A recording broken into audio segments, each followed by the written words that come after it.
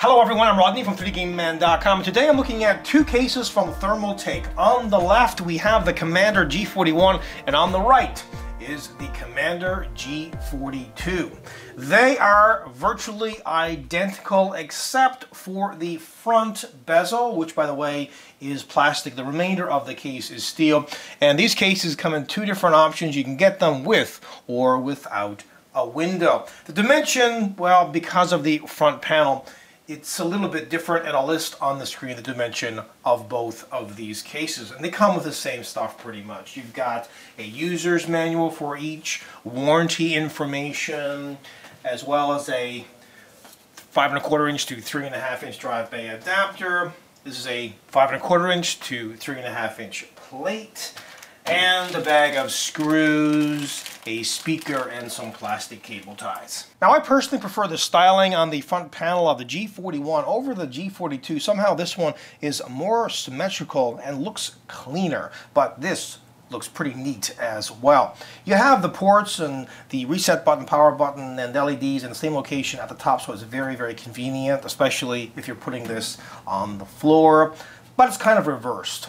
On the G42, you have two USB 3 ports, the audio jacks for the microphone and headphone, but you have two separate LEDs. One is for power and the other hard drive activity, reset button, and power button. On the G41, the power LED is integrated within the power switch, and here's the reset button and the hard drive activity LED. Everything's very flush on the G41, as well as the audio jacks and, again, two USB 3 ports. Now this one is kind of old school, both of them of course, in that they come with three 5 1/4 inch drive bays. A lot of companies are opting these days to go with no 5 1/4 inch drive bays because it gives you that bit of extra space inside of the case. And to be honest, I kind of prefer that because who uses 5 1/4 inch drive bays anymore? Okay, let's not get into an argument over that. Some people really still want to have at least one 5 1/4 inch drive bay. So if you're one of those, then there you go. You have it. Lots of mesh, so plenty of ventilation happening, and their logo is in the same location on both. Since these cases are virtually identical, I'm going to turn my attention to the G41. Again, a plastic bezel on the front. We've been through that. To remove it though, just pull at the bottom. There's a place here to pull. And you've got dust filters here in the 5 1/4 inch drive bay covers, and a huge dust filter here in the front, but it's kind of integrated, and you can't remove it really, not that easily, but that's okay in a way because you can use a vacuum, or you know, if you have an air compressor or whatever, you can just blow it out, so that should not be a big deal. I like the fact that it comes clean off, no cables or anything attached to it. They include one 120mm intake fan, and note all of the cable management holes that are at the front. At the top of the case they have this little area where you would install fans or a radiator, and notice how it's jutted up a little bit. That will give you extra space inside of the case. Now they do not include any fans up here, but you can install optional ones, either a 200, 140, or two 120mm fans, or if you want to fit a rad up here, you can. They're saying a 120 or a 240, but I'm thinking that you could probably also fit a 140 up here as well. Now remember, there are two case options. You can get one with the window or without. Personally, I'd get the one with the window. Why? Well, you can see all the cool hardware that you got installed inside the case. The right side panel is plain except for this area, which is punched out, again to give you extra space inside of the case. And I forgot to mention, the window is even punched out here again for the same reason. At the back of the case they include one 120mm exhaust fan, and just below that there's three punch outs. These are for routing cables and or water cooling tubes through. Two of them are, well, the same size, and there's another one that's a little bit smaller. Here's where the motherboard's I/O shield plate gets installed. They include 8 ventilated expansion slots. There's 7 here, and another one right here. At the bottom you can install a standard ATX power supply. Now each side panel has a thumb screw, and these are the thumb screws that I like. They don't actually come all the way out, which is good because, well, you have no fear of losing them. Now this is a mid-tower case, and there's really not a whole lot of space to work on the inside, and that's in part due to this fixed piece here at the top, which houses 5 1/4 inch drive bays, which probably 90% of us will not use. They do have a toolless design for installing a 5 1/4 inch drive base though. That's good. Plus they have 2 drive compartments.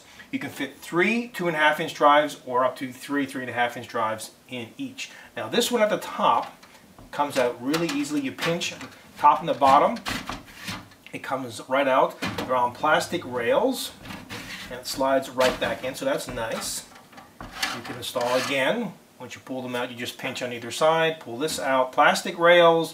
You can install a 3.5 inch or 2.5 inch drive on that. If you are installing a 3.5 inch drive, it is a toolless operation, but you will need screws for installing the 2.5 inch drives. Now, if you do remove this, take it out, that will give you some more allowance when it comes to installing video cards. I'll go over video card length in just a minute.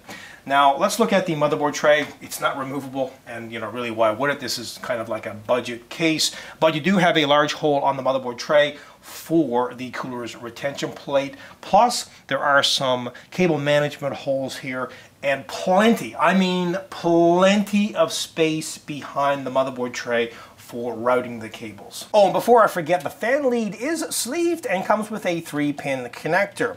Now the expansion slots, most of them do not have thumb screws. The vertical one does. The rest of them do not. It would have been nice if all of them had thumb screws. It just makes it so much easier to install cards.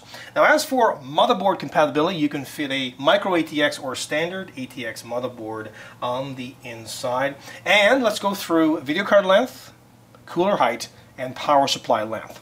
Well, you can have video card or video cards that are up to 410 millimeters long. That's crazy, but it will require you removing this top hard drive cage. With it installed, you can have a video card that is up to 270 millimeters long. As for cooler height, you can have a cooler that's up to 185 millimeters high. Now power supply length will vary as well. It depends on whether you have a 120 millimeter fan installed at the bottom or not. If you do not, you can have it pretty much the same length as the video card, which would be 270 millimeters long. Or if you have a 120 millimeter fan installed, while they don't give any specs on this, you should be able to fit a power supply that's 150 to 160 millimeters in length. Now let's have a look behind the motherboard tray. There is a tremendous amount of space behind the motherboard tray and the right side panel, and as I've mentioned before, that's because of this punch out that is on the right side panel. If you have old school sleeved power supply leads, the big thick round ones, not the flat flexible ones, no worries, because you have all that space to route them.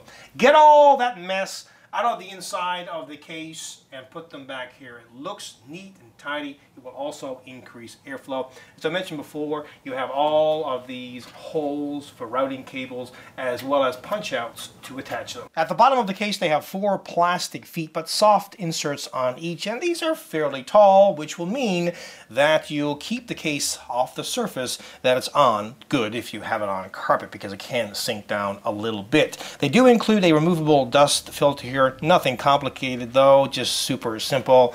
Easy to come off, but not so easy to get back on, but still there is one. This of course is for the power supply's intake fan, and you can install an optional 120 millimeter fan at the bottom if you choose. Finally, have a listen to the stock cooling, which is again a 120 millimeter intake fan that's at the front bottom of the case, and a 120 exhausting air at the top back of the case, and this one at the back is a blue LED fan. So let me turn them on and have a listen.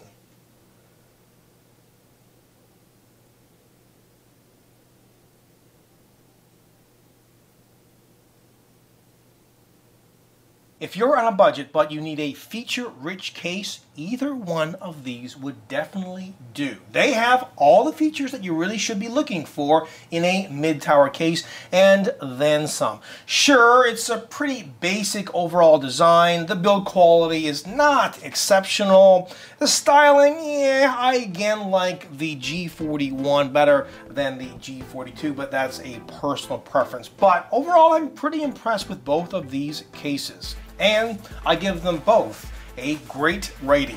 Until next time, take care.